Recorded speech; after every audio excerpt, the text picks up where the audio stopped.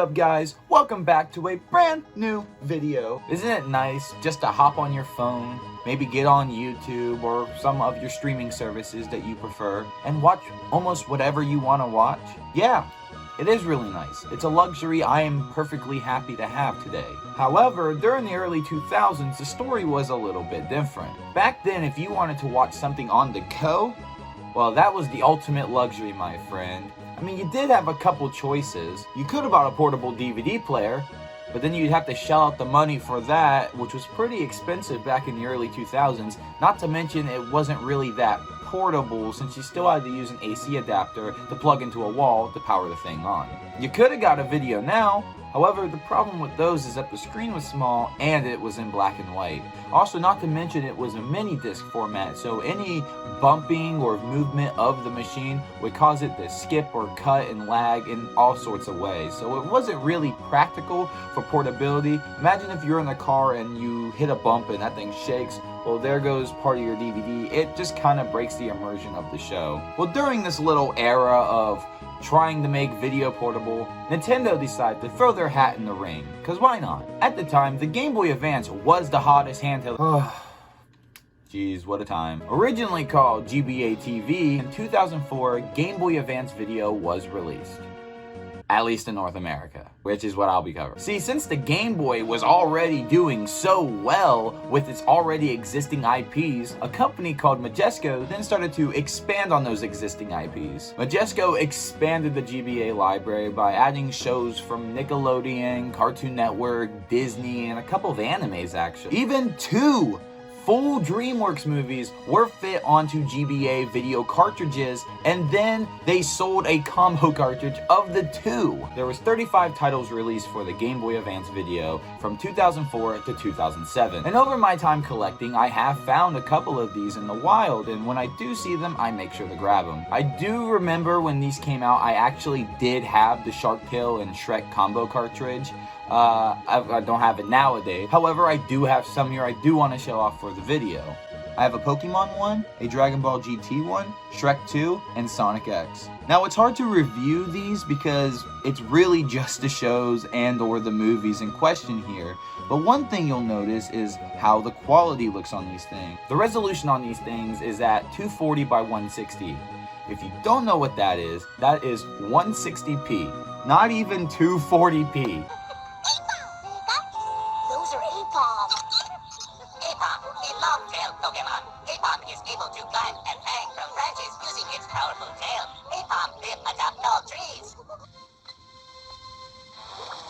Take a good look. I'm a hedgehog, not a cat. I know. Please don't be mad. You see, my mom wouldn't understand. Why wouldn't she? Well, first of all, she knows I wouldn't risk diving into a pool in the middle of the night just to save a little hedgehog. Really? So all these cartridges run at 160p. But honestly, as a kid, I wouldn't have minded. I didn't mind. In fact, I didn't even take the resolution into consideration. I was just impressed that Shark Tale and Shrek were running on my GBA. That was really cool. I finally had like some movies to watch in the car. I didn't even take the compression or the resolution in mind. I was a dumb kid like that. I blindly bought anything. And honestly, if I had Sonic X or Pokemon on the go back then for my GBA, I would have been a real happy camper, I'll tell you what. The fact that I have episodes from my favorite shows on the go was incredible to me back then. I know nowadays it's really nothing, but you have to think of the time frame. This was 2004 to 7. I mean, YouTube had just came out in 2006, and before that, there was no YouTube. 2003 to 2005, you had this. This was your option. I don't know if there was any other video media app on the internet, but I don't know, yeah. But, however, in 2007, Game Boy Advance Video would be canceled / discontinued because I'm assuming the technology was getting a little dated at the time that it was, kind of wrapping up. Plus, the DS Lite was at its peak, so I don't see why Nintendo would have focused on the GBA library anymore. It just doesn't make sense from a business point of view, I guess. But the fact that someone was able just to wake up one day, back in the early 2000s, reach over on their nightstand and just watch Shrek when they wanted to in the morning, that was truly magical. and I salute you people, and I'm happy you got your fix. But the part that stings me the most about the GBA videos cancellation is that there was a second volume of Sonic X planned. And you know what the worst part about this is? It was ready. I bet it was all finished, ready to go. All they had to do was just ship it. And they didn't.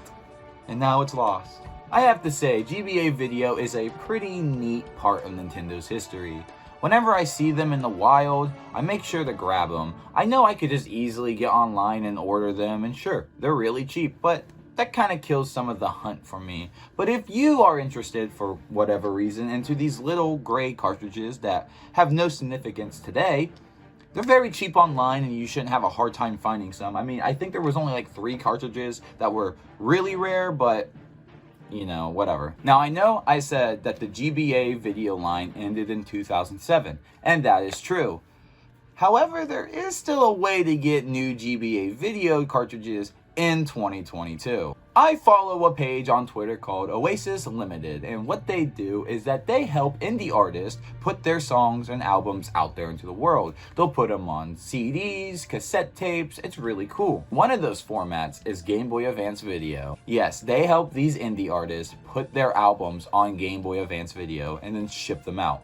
Now, when they do this, they are extremely limited. I think they only do 10 per run. I'm not really sure, but from what I've seen, it's been 10 copies limited. When I found out about this, I immediately jumped on to the next one. Now, I don't know anything about this indie artist or anything like that. However, I am glad to support and help indie artists, but I was able to get Videopolis on Game Boy Advance Video. Yes, this is a brand new Game Boy Advance Video in the year 2022. You guys want to have a chance to grab some of these. They are very limited, so yeah, they do like 10 per run whenever they do another album release. I will link their Twitter in the description below and you guys can follow them. But yeah, something like this is just really cool. I mean, you're not really buying this to listen to the music. It's more you're buying it just because it's a cool piece to have. And yes, it really is. The fact that I have an album and a new Game Boy Advance Video in the year 2022, it's really cool. So I get a chance to listen to the music and novel at the fact that I have a new Game Boy Advance Video.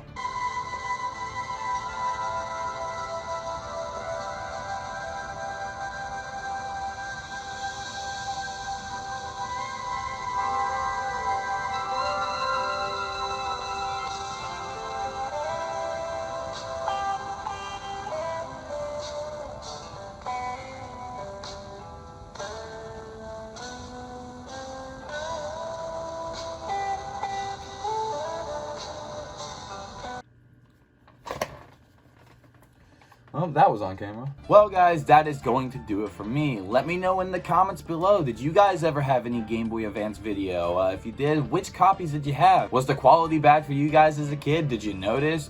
Did you have them at all? Let me know in the comments below which one's your favorite, and I'll get to you when I get to you. I have an Instagram, I have a Twitter, and you guys can go follow me. The links to those will be in the description below. And hey, while you're down there, can you hit that like button for me? Can we try to get this video up to 10 likes? That'll be much appreciated. And while you're down there, can I get you to hit that subscribe button and the bell for post notifications, because I wouldn't want you to miss a single upload of mine. Well, guys, I'm gonna get on out of here. I got some more Game Boy Advance videos to watch because I guess I have nothing better to do, and I guess this is what I decided I was doing, so yeah.